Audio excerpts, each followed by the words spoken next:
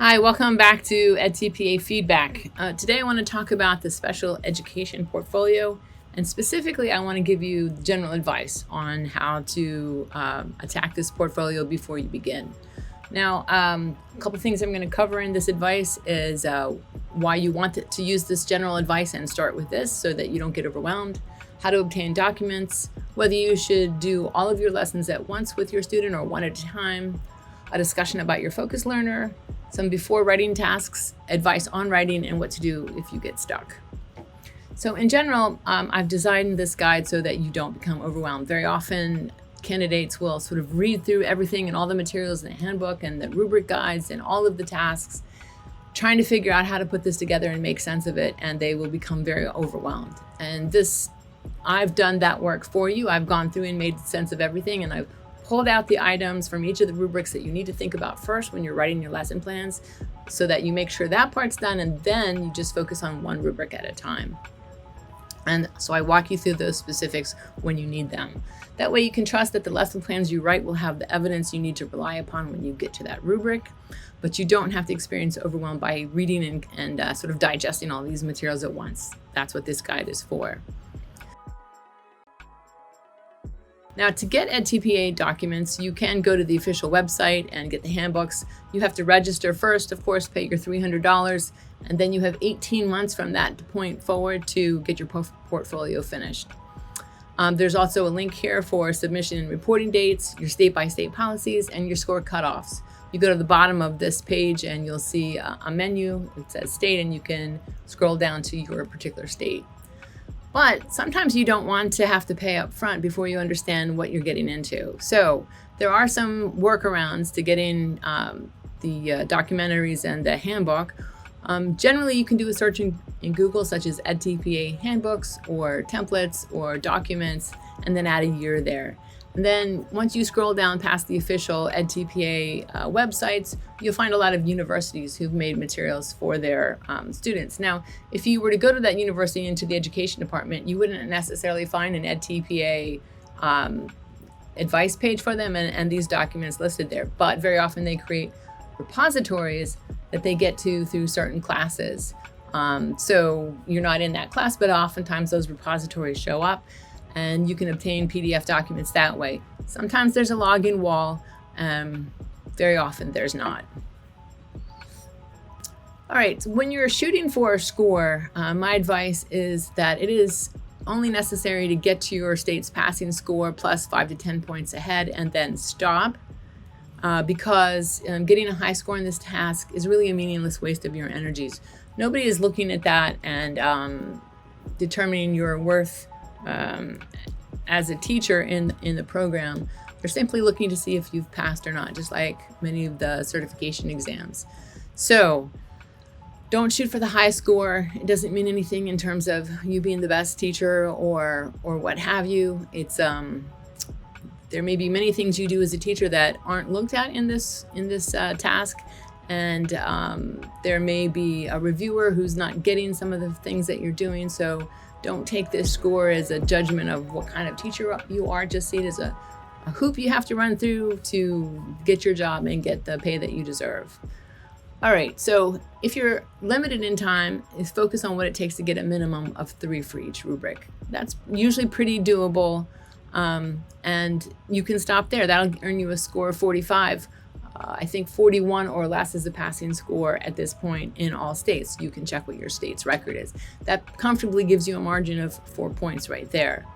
And you can easily make changes in some areas to get a 4, so focus on those areas, and where you know you have evidence, obtain a 4 in those particular areas. Sometimes you don't have a student or you don't have the evidence that you need to obtain a 4, and it's just impossible for you to do that for a particular task. So skip it. So if you focus on 4 to 6 questions that earn you a 4, that will put you safely over the passing range. Now, some people have submitted their tasks to me for a mock score because I have experience as a reviewer, and I have so far scored within 5 points of the final score that they have received. So I've been pretty reasonably accurate in there in terms of the scores that students will get. And note that most fours will depend on you being very specific and detailed in your answers and provide evidence. So the draft documents and rubric by rubric videos that go along with them ensure that you're going to accomplish this. Most fives depend on a degree of independence and or lesson plans that promote generalization and maintenance. Most reviewers are extremely loath to give fives. So where it's very doable for you to show that your focused learner can progress in their independence in doing the tasks, that might be worth your while. Otherwise, don't stress about it. Okay, there's some scoring links there, which I already showed you. Okay. Should you teach the lessons all at once? So should you write all the lesson plans, videotape all your lessons, and then assess all your lesson plans in one shot? Or should you teach one lesson at a time, going through the cycle 3 times? So planning, teaching, assessing, planning, teaching, assessing. Well, a possible approach is to do it that way. So you complete one cycle, assess how your student is doing, and then adjust your lesson plans and write lesson plan 2 and then 3.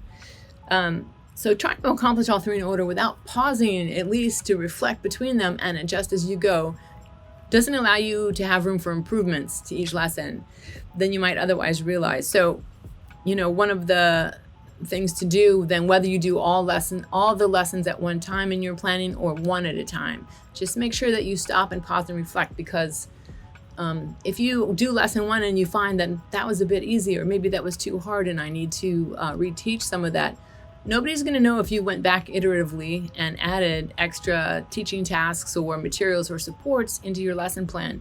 As long as it shows up in your video, and you get to decide which videos you're going to show to illustrate this, then you're good to go. So whether you do it all at once or one at a time, make sure that between each lesson that you give, you really pause and reflect and assess how the student did and what changes you might need to make to your lesson plans for number 2.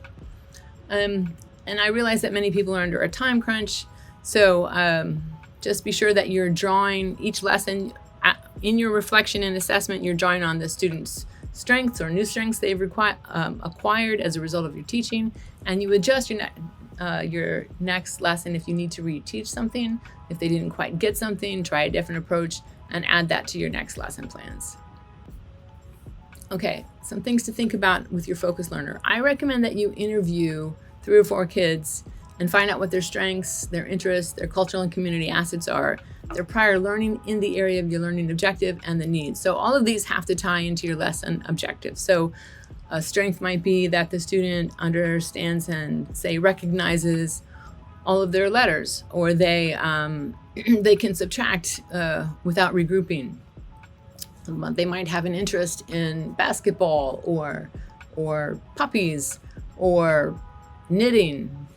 Somehow you've got to tie that into your lesson objective. They can have cultural and community assets. So do they attend church as part of a particular culture, and what kind of activities are common in those churches? Is there like a call and answer sort of style of preaching there? Is there a time for reflection and quiet incorporated into the service? Are there other cultural activities that they do that you could tie into fairs, celebrations, what have you? Are there community assets that so particular neighborhoods may really support basketball, or in their home they have a personal asset where their mom takes them grocery shopping on a regular basis? So you can draw on those experiences to create materials or activities in support of your lesson objectives. And what prior learning have they mastered, or learning experiences? So if you know that last year they went on a field trip to the zoo, how can you tie that experience into your lesson objective?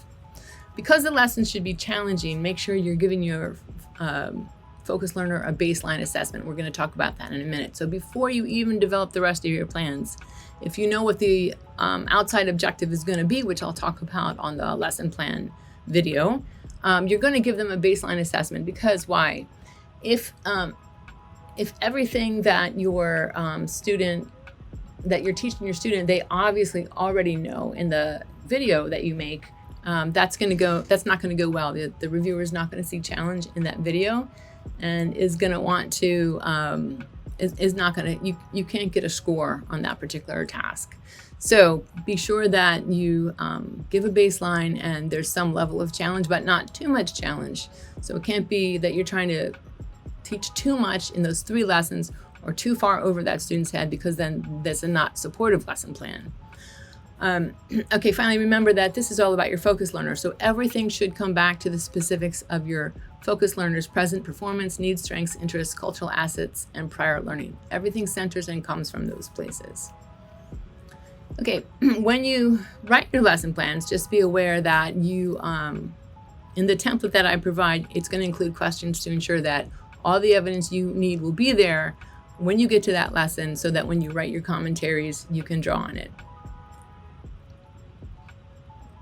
Because your lessons should be challenging somewhat, you should have at least 2 ways to differentiate each lesson in your plan, so that you can draw on and adjust down or up depending on what your student needs. So if it's not quite challenging, how can you gear it up a little bit? If it's too challenging, how can you gear it down, or maybe down again, depending on your student? There's a great resource that you can access that's free for 2 weeks. It's called Goal Book, and I actually want to look at that for a second. And this is the kind of thing that you'll find. It'll have a key standard and an annual target, quarterly objectives. So that's a good way to break down your 3 objectives, or to even more breakdown. It has multiple levels of support and strategies, and it has a way to gear it for particular disabilities. And then there's detailed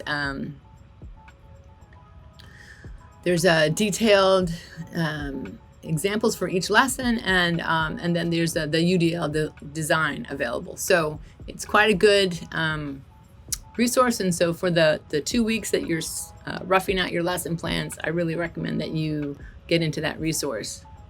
Now, these are some things you need to do before you're writing.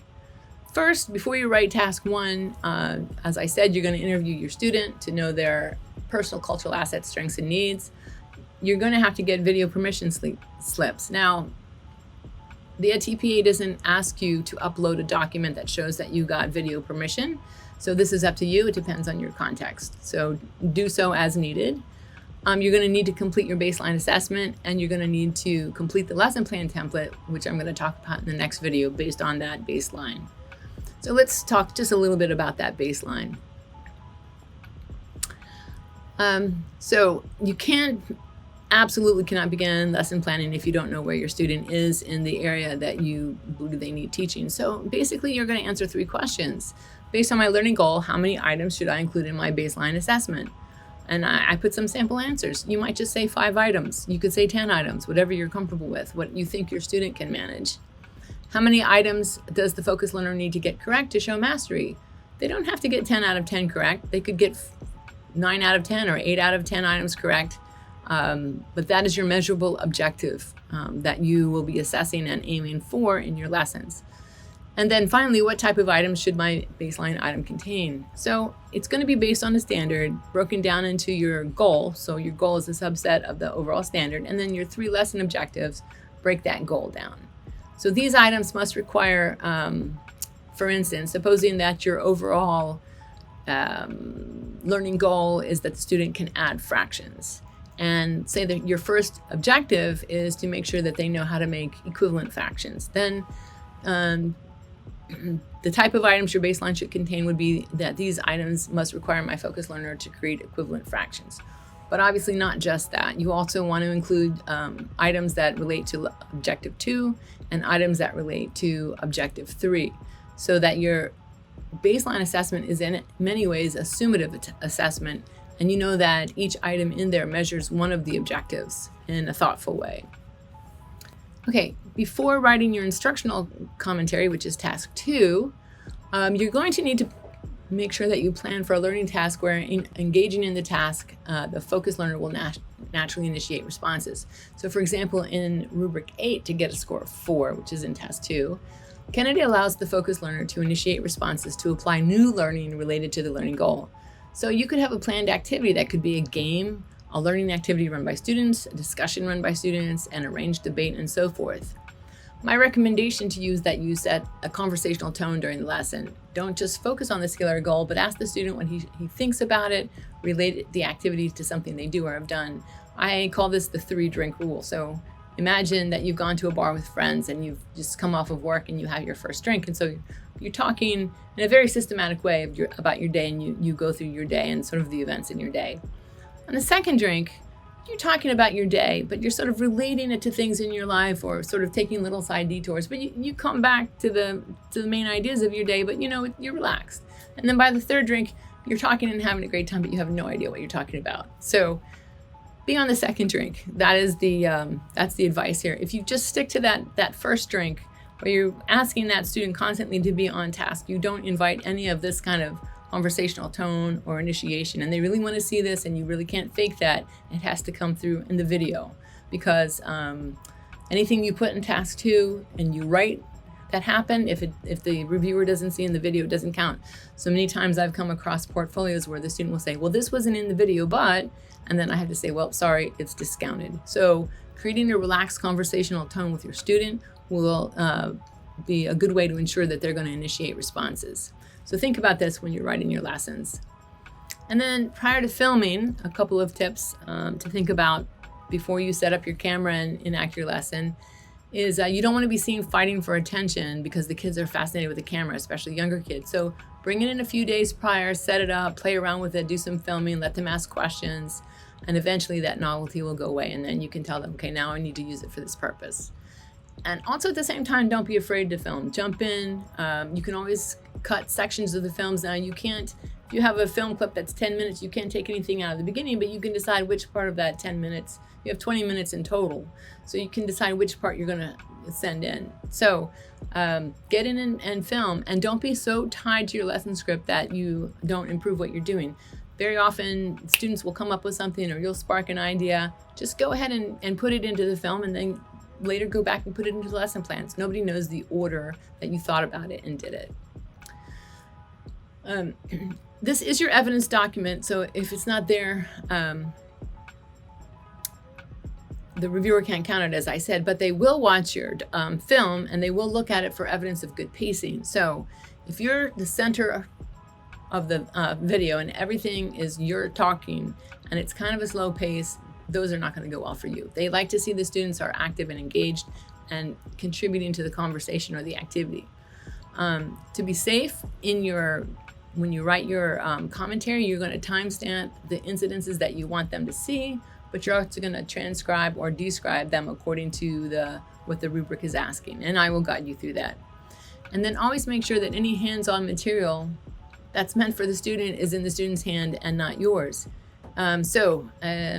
You might have counting teddy bears. Well, if the candidate is counting the teddy bears and the student is watching, that is very different than the student holding the teddy bears and using them to count. And that's what the reviewer is going to want to see.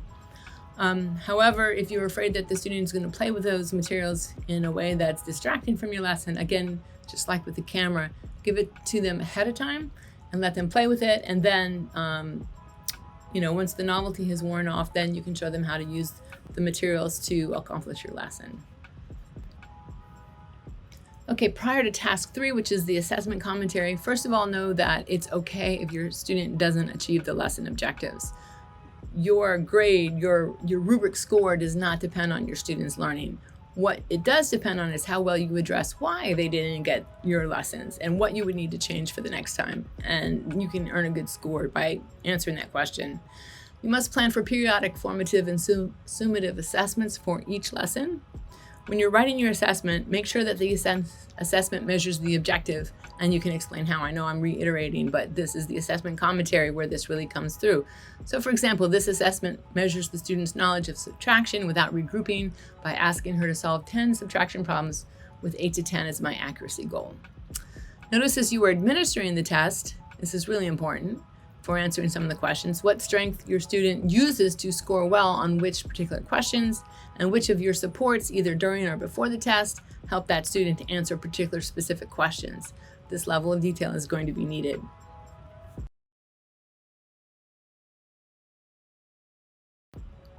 So I've provided you with draft documents for each task.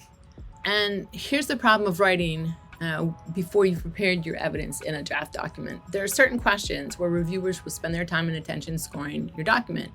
And it will feel like you're repeating yourself when you answer some of these questions, because prior to those questions are other questions that are very similar. And that is, you are repeating yourself. Why is that happening? Well, the edTPA attempts to have you build evidence with prior questions before they lead to the cumulative section that the reviewer is going to be looking at, although you don't know which of those are, but I do as a reviewer. So answering all these questions often exhausts and confuses candidates because they feel like, well, I've already answered this like 3 times already before they get to the question where they ask to put that evidence into a certain question frame. And so they answer briefly feeling like they've already answered, and then they score low on those questions. So watch out for that.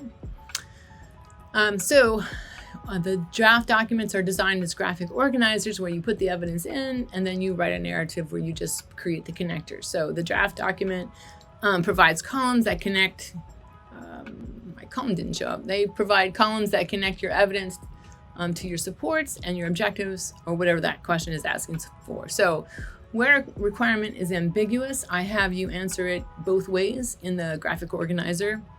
And then by separating your evidence, gathering your evidence portion from your writing portion, you won't end up writing filler that's going to be ignored. You'll get right to the evidence. So in your final documents, you take your graphic organizer draft, and you simply create a paragraph for each row of the chart and create connections between the columns. The reviewer is going to want to see a narrative, not just a chart. So if you were to just put that chart there, the reviewer is not going to score that. You have to write, you could leave the chart there, but then you also need to write what's in the chart in a narrative for the most part. Okay, know that your editing is not being reviewed. So your writing style, grammar, and spelling, they really don't matter. It might irritate the reviewer, but they're scoring on your evidence, not on your writing style. So you can relax about that. And then be sure that when you upload materials and you refer to them, you create coordinated headings. So for instance, give numerical corresponding labels. You might make a little chart for yourself. So if you have a lesson objective 1, then you might have 3 instructional materials, 1.1, 1.2, 1.3. You might have an informal assessment or a summative assessment. So label it accordingly. And then each time you refer to a lesson objective, you aren't going to clutter up your commentary describing the lesson. Instead, you're going to insert the corresponding label and just briefly highlight what that activity is. You're also going to key your writing. You're going to code this. I'm going to go over this again in the rubrics, but I ask that you bold their terms that they're asking you about, underline the evidence that you have about that term, italicize the supports that you bring to that term, and then tie it to the learning objective. Here I'm using red, sometimes I use yellow, find another way to code it. So here's an example. My student has an interest in puppies, so that's what they're looking for. Did you tie your lesson plans to this student's interest? What's the evidence that he has an interest in puppies? You need to show that. So he often tells me about his, during his walks in the morning, about his dog. One way I plan to support my student based on his interest is provide a connected text that's about puppies. So that is the material or strategy or support that you have connected to that interest. However, that doesn't tell you how that connects the interest to the lesson objective. So you've got to make sure that you add that last piece. This ties into the overall lesson standard of comprehending text in an authentic environment related to my first lesson objective of teaching nouns based on familiar objects. This might feel like it's rather redundant, but the reviewer cannot give you credit for what you don't say, even if it's obvious to the reviewer, most of whom are educators, what you are doing. If you follow these steps, this is how you can get a 4 on most of your questions. That is enough detail to answer that. Here's a few what not to do's. Don't write long or use filler words. It just mucks up your commentary and makes it hard for the reviewer to find your evidence. Long and wordy eventually work against you. Don't cut and paste your lesson plans in response to questions. You have to answer the question about your lesson plan. It's not enough to quote your lesson plan or put your lesson plan in there, and the reviewer is not going to dig out evidence from your plans and answer that question for you. Don't repeat the questions given as your first sentence in your answer, or bold the words, or in some way be repetitious with the question.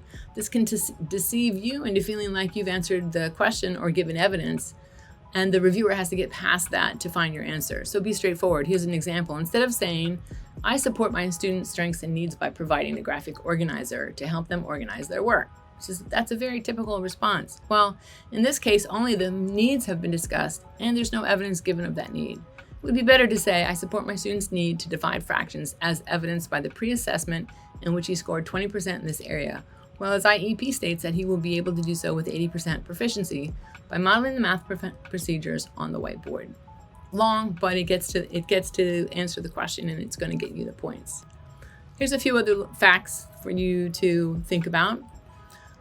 Some people teach in alternative environments or in alternative ways.